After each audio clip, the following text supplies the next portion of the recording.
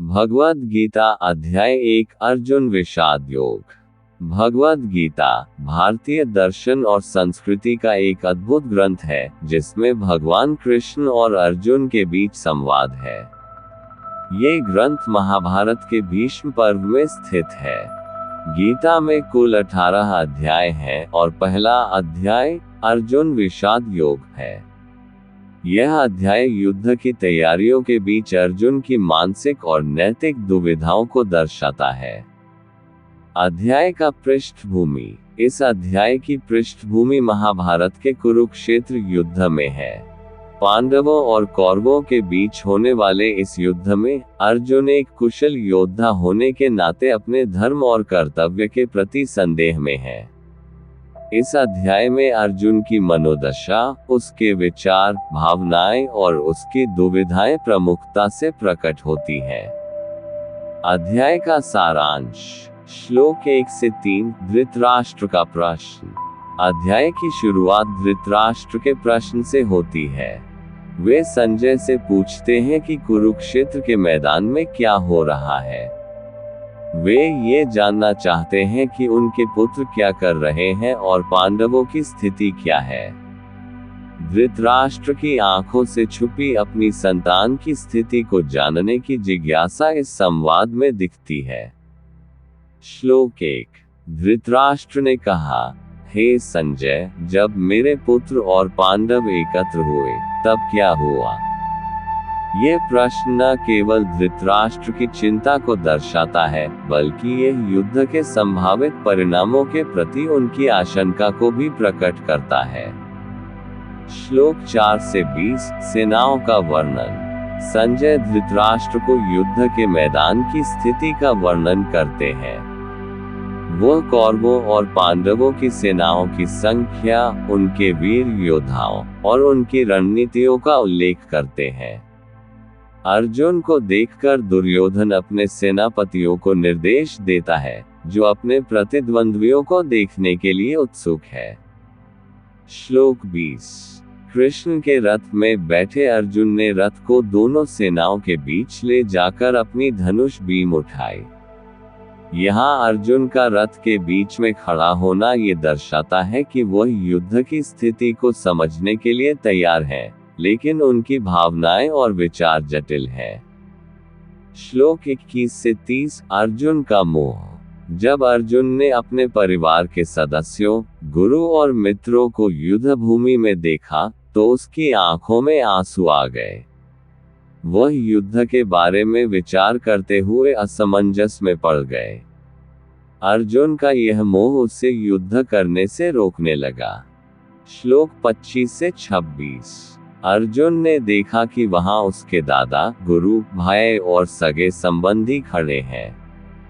ये दृश्य उसे अत्यंत दुखी कर देता है। यहाँ अर्जुन की दुविधा स्पष्ट होती है। वह अपने कर्तव्य और परिवार के बीच संतुलन नहीं बना पा रहे हैं। उनका विचार है कि यदि वह युद्ध करते हैं तो उनके प्रियजन मारे जाएंगे। श्लोक 31 से 47 अर्जुन की दुविधा। अर्जुन ने अपनी भावनाओं को व्यक्त करते हुए कहा कि वह इस युद्ध को नहीं लड़ सकते। वह अपने बाण और धनुष को नीचे रख देते हैं। वह सोचते हैं कि यदि वे अपने सगे संबंधियों को मारेंगे तो क्या इसका कोई धर्म होगा। श्लोक 32 से 33 मैं अपने रिश्तेदारों को मारने की कल्पना नहीं कर सकता। यदि मैं ऐसा करता हूँ तो क्या यह उचित होगा? अर्जुन की यह मानसिकता दर्शाती है कि वह युद्ध की कर्तव्यपरायणता और नैतिकता के बीच फंसे हुए हैं। उनका दिल अपने रिश्तेदारों के प्रति दया से भर गया है। अध्याय का संदेश। अध्याय 1 का मुख्य संदेश यह है कि जीवन में कई बार हमें अपने कर्तव्यों और भावनाओं के बीच संतुलन बनाना पड़ता है। अर्जुन की दुविधा हमें ये सिखाती है कि कभी कभी महानतम योद्धा भी मनोवैज्ञानिक संघर्ष का सामना कर सकते हैं। आंतरिक संघर्ष। अर्जुन का संघर्ष केवल युद्ध से संबंधित नहीं है, बल्कि यह जीवन के गहरे सवालों को छूता है, जैसे क्या युद्ध करना सही है? क्या अपने कर्तव्यों का पालन करना और प्रियजनों को नुकसान पहुंचाना सही है? मनुष्य को अपने कार्यों के परिणामों के प्रति कैसे सचेत रहना चाहिए? मानवता और दया। यह अध्याय हमें ये सिखाता है कि मानवता और दया का होना आवश्यक है। अर्जुन की करुणा और संवेदनशीलता हमें ये बताती है कि हमें जीवन में हमारे निर्णयों में सहानुभूति रखनी चाहिए। किसी भी परिस्थिति में हमारे कार्यों का एक परिणाम होता है और यह जरूरी है कि हम उनके प्रभावों को समझें। समापन। भगवद गीता का पहला अध्याय हमें अर्जुन की मनोदशा को समझाता है, जो इस युद्ध के कारण पैदा हुई। यह न केवल एक युद्ध की कहानी है, बल्कि यह जीवन के कई पहलुओं पर विचार करने का माध्यम है।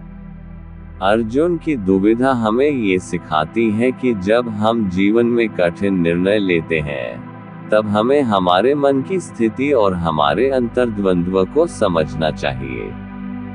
इस अध्याय में दिए गए संदेशों को समझकर हम अपने जीवन में आने वाली चुनौतियों का सामना कर सकते हैं, जिससे हम संतुलित और सच्चे निर्णय ले सके। अर्जुन की तरह हमें भी अपने कर्तव्यों को निभाते हुए दया और सहानुभूति को नहीं भूलना चाहिए। 1. अर्जुन की मनोदशा का विश्लेषण। अर्जुन की मनोदशा का विश्लेषण करते समय ये समझना आवश्यक है कि उन्होंने अपने परिवार, संबंधों और युद्ध के बीच की दूरी को महसूस किया। उनकी चिंता इस बात से थी कि यदि वह युद्ध करते हैं, तो उनके प्रियजनों का क्या होगा। यह मानसिक स्थिति एक सामान्य मानव अनुभव है, जो हमें ये बताती है कि जीवन में कई बार हमें अपने कार्यों के नैतिक पहलुओं पर विचार करना पड़ता है। 2. धर्म और नैतिकता। इस अध्याय में धर्म और नैतिकता की भूमिका महत्वपूर्ण है। अर्जुन के सामने जो संकट है, वह केवल व्यक्तिगत नहीं है, बल्कि यह एक सामाजिक और नैतिक दुविधा है। क्या धर्म के नाम पर अपने अपनों का वध किया जा सकता है? ये प्रश्न हमें जीवन के महत्वपूर्ण मुद्दों पर विचार करने के लिए मजबूर करता है। 3. विचार और निर्णय। अर्जुन का ये संघर्ष हमें ये बताता है कि निर्णय लेते समय विचार करना कितना महत्वपूर्ण है। बिना सोचे समझे निर्णय लेना हमारे लिए हानिकारक हो सकता है। अर्जुन ने यह महसूस किया कि उसके निर्णय का व्यापक प्रभाव हो सकता है, और इसी कारण से वह निर्णय लेने में संकोच कर रहा था। 4. मनुष्य का संघर्ष। अध्याय का ये हिस्सा ये भी दिखाता है कि मनुष्य का संघर्ष केवल बाहरी नहीं होता, बल्कि आंतरिक भी होता है। ये संघर्ष हमारी भावनाओं, विचारों और नैतिकता के बीच होता है। हर व्यक्ति को कभी न कभी इस प्रकार के संघर्ष का सामना करना पड़ता है, और यही हमें मानव बनाता है। 5. मार्गदर्शन की आवश्यकता। अर्जुन की स्थिति हमें ये बताती है कि हमें मार्गदर्शन की आवश्यकता होती है। अर्जुन ने भगवान कृष्ण से मदद मांगी, और आगे चलकर कृष्ण उसे ज्ञान देते हैं। ये दिखाता है कि हमें जीवन के मार्गदर्शन के लिए अनुभवी लोगों की आवश्यकता होती है। निष्कर्ष।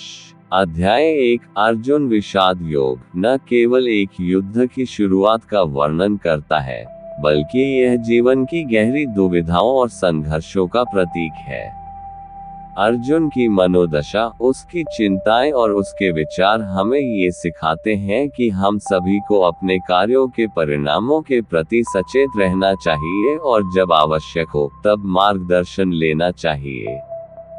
यह अध्याय जीवन की वास्तविकताओं को स्पष्ट रूप से दर्शाता है और हमें प्रेरित करता है कि हम अपने कर्तव्यों का पालन करें, चाहे परिस्थितियां कितनी भी कठिन क्यों न हो। भगवान कृष्ण का ज्ञान हमें उन चुनौतियों का सामना करने में मदद करेगा, जो आगे आने वाली है। इस अध्याय से हमें ये समझ में आता है कि जीवन में हमें कई बार कठिन निर्णय लेने होते हैं और उन निर्णयों का प्रभाव हमारे और हमारे चारों ओर के लोगों पर पड़ता है। इसलिए हमें हमेशा अपने कर्तव्यों को समझकर और सोच समझकर कार्य करना चाहिए।